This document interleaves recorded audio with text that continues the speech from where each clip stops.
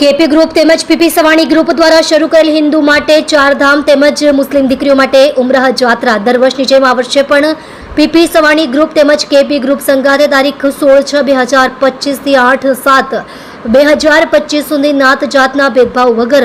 હિન્દુ તમામ જ્ઞાતિના 300 ગંગવા સ્વરૂપ બહેનો માટે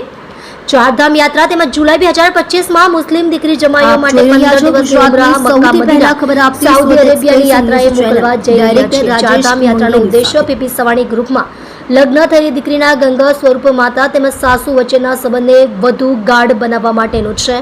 જેથી કરી આ તમામ દીકરીઓના લગ્ન જીવનને વધુ મજબૂત બનાવી શકાય। આ હિન્દુ મુસ્લિમ ધર્મની પવિત્ર તીર્થ સ્થળોની યાત્રા મોકલવા માટે doctor Farooq Patel, chairman MD KP group અને પીપી સવાણી ગ્રુપના મહેશભાઈ સવાણી સાથે મળી ધર્મના ભેદભાવ વગર સમાજમાં હિન્દુ મુસ્લિમ ભાઈ ભાઈની લાગણી દર્શાવતું એક અનોખું ઉદાહરણ આપ્યું છે। સુરતના doctor Farooq Patel, chairman MD KP group, જે પીપી સવાણી યુનિવર્સિટીમાં ડિગ્રી ડિપ્લોમા અભ્યાસ કરતા વિદ્યાર્થીઓ માટે પણ ઉર્જા નૂર સ્કોલરશિપ મફત ઉચ્ચ શિક્ષણની સેવા આપી રહ્યા છે। તારીખ 16/6/2025 થી પ્રારંભ થનારા પવિત્ર ધાર્મિક યાત્રામાં 300 થી વધુ બહેનો પ્રયાગરાજ, ત્રિવેણી સંગમ, વારાણસી,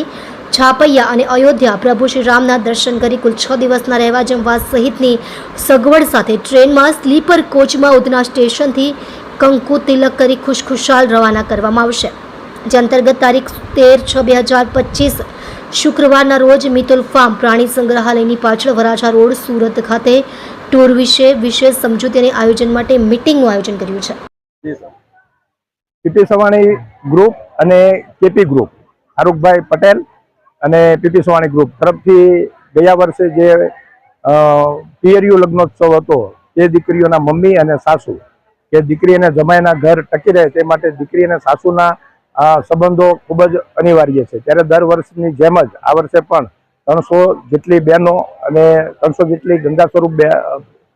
બહેનો અને એમના વિવાણો એ પ્રયાગરાજ, અયોધ્યા, છપૈયા અને વારાણસીની યાત્રાએ જશે। અને મુસ્લિમ દીકરીઓ અત્યાર સુધીમાં પીપી સવાણી ગ્રુપે 104 મુસ્લિમ દીકરીઓના નિકાહ કરાવ્યા છે। ત્યારે 18 કપલ્સ આ ઉમરા એટલે કે મક્કા, મદીના, સાઉદી અરેબિયા એ 15 દિવસની યાત્રાએ ફારૂકભાઈ પટેલ, કેપી ગ્રુપ અને પીપી સવાણી ગ્રુપના સહયોગી સંસ્થા દ્વારા